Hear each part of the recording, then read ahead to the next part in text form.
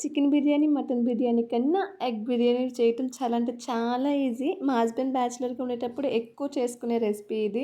తనే నాకు నేర్పించారు. మీరు కూడా ప్రాసెస్ చూసేయండి. దానికోసం ఫస్ట్ ఎగ్స్‌ని బాయిల్ చేసుకొని, వాటిని పీల్ ఆఫ్ చేసుకొని, వాటికి ఘాట్లు పెట్టేసుకోవాలి. నెక్స్ట్ స్టవ్ ఆన్ చేసుకొని పాన్ పెట్టేసుకొని, పాన్‌లో కొంచెం ఆయిల్ వేసుకొని, ఇందాక పీల్ ఆఫ్ చేసుకున్నాం కదా ఎగ్స్, ఆ వాటిని కూడా వేసుకొని, కొంచెం కారం యాడ్ చేసుకొని, వాటిని బాగా ఫ్రై చేసేసుకోండి. లైట్‌గా ఫ్రై అయితే సరిపోతది. ఇప్పుడు ఎగ్స్ తీసేసుకొని, ఆ ఆయిల్‌లో బిర్యానీ స్పైసెస్ ఉంటాయి కదా! వాటన్నిటిని యాడ్ చేసేసుకోండి. యాడ్ చేసుకొని బాగా ఫ్రై చేసేసుకోండి వాటిని కూడా. నెక్స్ట్ కొన్ని చిల్లీస్, కొన్ని ఆనియన్స్ అవి కూడా ఏసుకొని అవి ఫ్రై అయిపోయిన తర్వాత ఒక స్పూన్ జింజర్ గార్లిక్ పేస్ట్ కూడా వేసుకొని దాన్ని కూడా బాగా మిక్స్ చేసేసుకోండి. అది కూడా ఫ్రై అయిపోయిన తర్వాత ఇప్పుడు టమాటో ప్యూరీని వేసేసుకోండి. ఆ టమాటో ప్యూరీని కూడా బాగా మిక్స్ చేసేసుకోండి.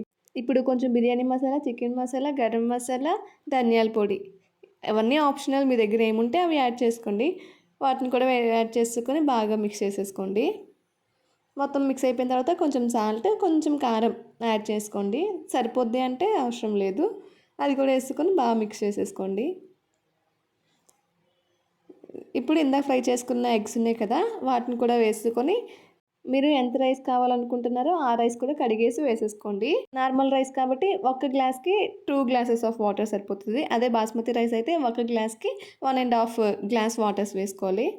నెక్స్ట్ లాస్ట్‌లో కొత్తిమీర కూడా వేసుకొని ఇక్కడే కొంచెం సాల్ట్ కూడా చెక్ చేసుకోండి. స్పైసీనెస్ కూడా చెక్ చేసుకొని కుక్కర్ విజిల్ పెట్టేసుకోవడమే. ఒక 10-15 మినిట్స్‌లో మన బిర్యానీ రెడీ అయిపోతుంది. ట్రస్ట్ మీ, చాలా అంటే చాలా బావుంటది. ఈసారి వీకెండ్స్‌కి ఈ బిర్యానీ ట్రై చేయండి. Thanks for watching. Bye bye.